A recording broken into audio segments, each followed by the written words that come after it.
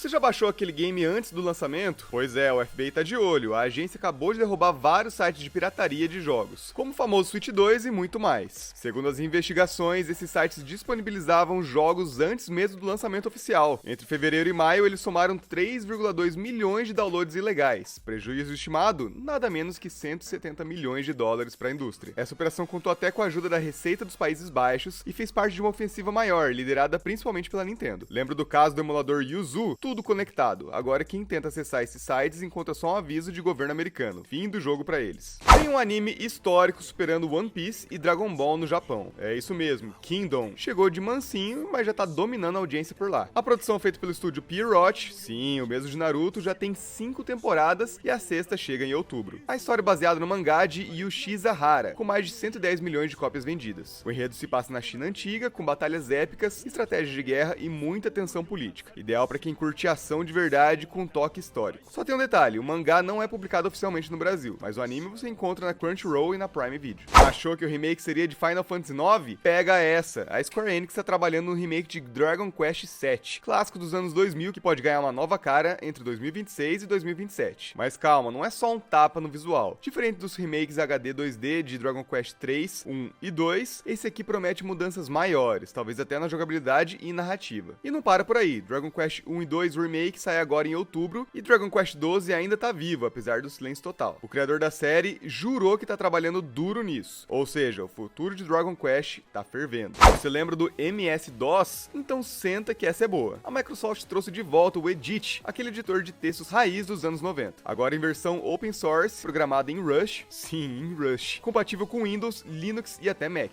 O novo Edit pesa só 250 KB, mas vem recheado de funções modernas. Suporte a Unicode, arquivos gigantes, expressões regulares e muito mais. O objetivo? Preencher a lacuna de editores em linha de comando no Windows 64 bits. Para quem é nostálgico e curte simplicidade com eficiência, é um prato cheio. Ah, e ele ainda mantém a vibe dos visual dos anos 90. Final Fantasy vai voltar ao sistema de turnos clássico? O produtor de Final Fantasy XIV e Final Fantasy XVI foi questionado sobre isso e não deu uma resposta definitiva. Segundo ele, tudo depende do tipo de experiência que os desenvolvedores querem entregar. Se for mais cinematográfica, a ação faz mais sentido. Mas ele também deixou claro que não quer limitar quem vai fazer os próximos títulos da franquia. Ou seja, o futuro de Final Fantasy XVII e XVIII tá em aberto. Vale lembrar que o sucesso de Clair Obscur Expedition 33, um RPG por turnos, reacendeu esse debate entre os fãs. A real é que Final Fantasy vive mudando, e talvez essa seja sua maior identidade. A animação de maior bilheteria da história tá chegando no Brasil. Neza 2, sequência do longa chinês de 2019, chega aos cinemas brasileiros no dia 25 de setembro de 2025. O filme arrecadou incríveis 1,89 bilhões de dólares e superou até o Divertidamente 2. Inspirado no folclore chinês e no clássico Feng Shen Yang, o filme traz muita mitologia e ação, mas tem um detalhe curioso, o primeiro Neza nunca foi exibido por aqui e nem tá nos streamings. Ainda não sabemos se o novo vai ter versão dublada, mas anota aí, essa é sua chance de assistir no cinema o filme que quebrou recordes.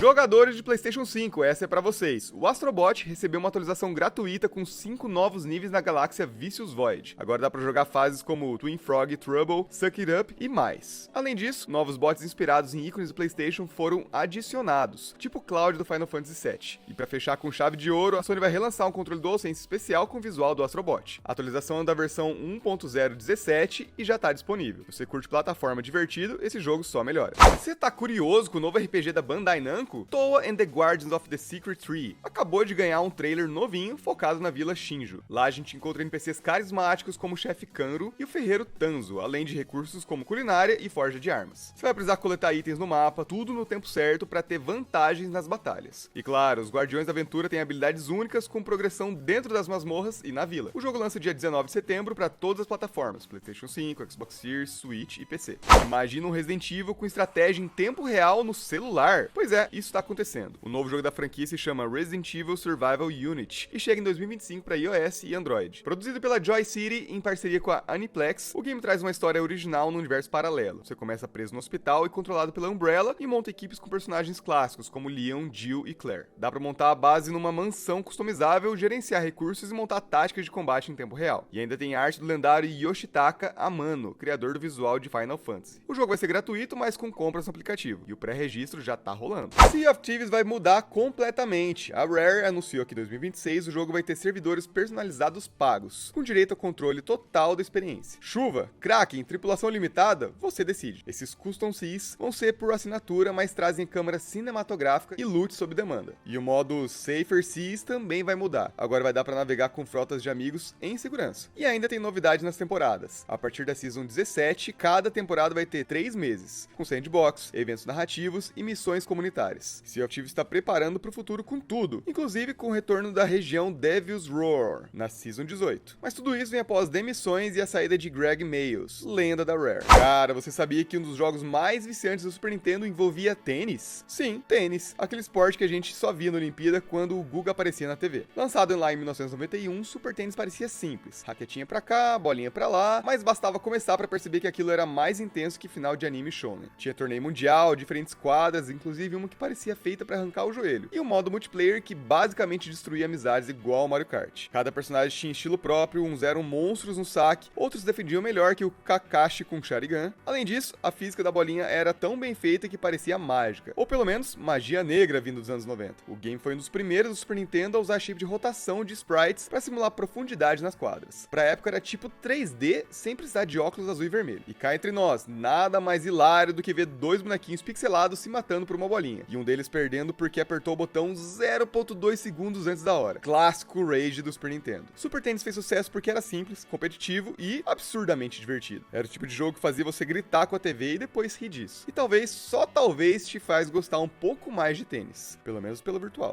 Você já jogou um jogo de basquete em que a bola pegava fogo e os jogadores pulavam 3 metros de altura? Não? Então você nunca encostou no controle com o NBA Jam Tournament Edition no Super Nintendo. Lançado nos anos 90, quando todo o jogo parecia gritar radical, NBA Jam basicamente perguntou: e se a NBA fosse dirigida por um diretor de filme de ação dos anos 80? Resultado? Uma mistura insana de enterradas explosivas, efeitos sonoros exagerados e partidas 2x2 que mais pareciam Mortal Kombat com bola. Além das jogadas bizarras e do narrador icônico gritando "He's on fire!", o jogo tinha uma lista de jogadores que parecia mais um time dos sonhos, sem contar os cheats secretos para jogar com os políticos, mascotes e até o Scorpion no Mortal Kombat. Sim, é sério. No Super Nintendo ele foi um dos primeiros jogos de esporte a ter dados salvos, ou seja, você podia guardar sua campanha. Nos anos 90 isso era tipo um HD interno. Tinha tanta coisa absurda rolando na tela que às vezes parecia um episódio de Looney Tunes com basquete. E claro, aquele amigo que sabia o código do Big Head Mode era automaticamente o vilão da rodada. NBA Jam fez sucesso porque não tentava ser real, tentava ser épico. E conseguiu. É o tipo de jogo que fazia você suar mais do que o playoff real, no sofá.